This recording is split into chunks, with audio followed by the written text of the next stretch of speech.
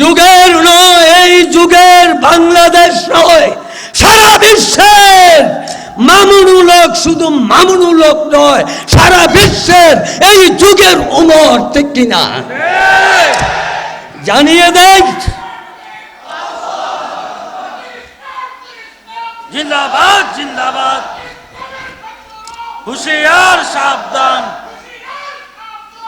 ইসলামের শত্রুরা জ্বলবে আগুন ঘরে ঘরে।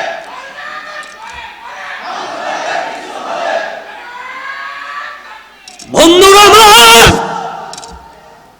83 বয়স চলছে, কিন্তু এখন আবার জোয়ান হয়েছি, ডাক এসে গেছে, জিহাদে যাইতে হবে, আর বলতে থাকবে না। নারায়ে তাকবীর, সাবিলুনা সাবিলুনা, সাবিলুনা সাবিলুনা। মামুনুল হকের কিছু হলে ইসলামের শত্রুরা নারায়ে তাকবীর। বন্ধুরা আমার, এই মামুনুল হক আমাদের সারা বিশ্বের ইসলামী পতাকা উর্দে উড়ানোর জন্য একটা বিশিষ্ট পথিক। সাবধান করে দেই সরকার, আর ভয় করে কি করব? আমি বলেছে যে এই রাস্তায় শেখুল আজিজকে বন্দি করে রেখেছিলে, তুমি উজুর পানি দাও নাই, আমিনকে গৃহবন্দী করে রেখেছিলে, নামাজ পড়তে উজুর পানি পায় নাই। এখন বলতে চাই, যদি মামুনুল হকের কিছু হয়, সারা দুনিয়ায় রক্তের বন্যা হয়ে যাবে।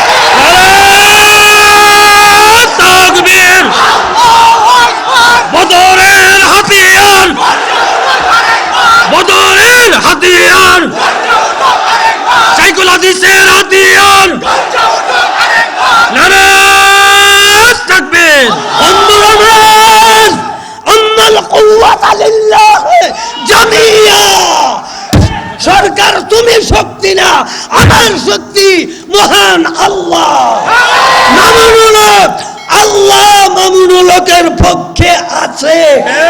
সারা বিশ্বের মুসলমানের মুখে একই বলি, মামুনুল হক, মামুনুল হক। আসসালামু আলাইকুম ওয়া রাহমাতুল্লাহ। মাশাআল্লাহ, জাযাকাল্লাহ।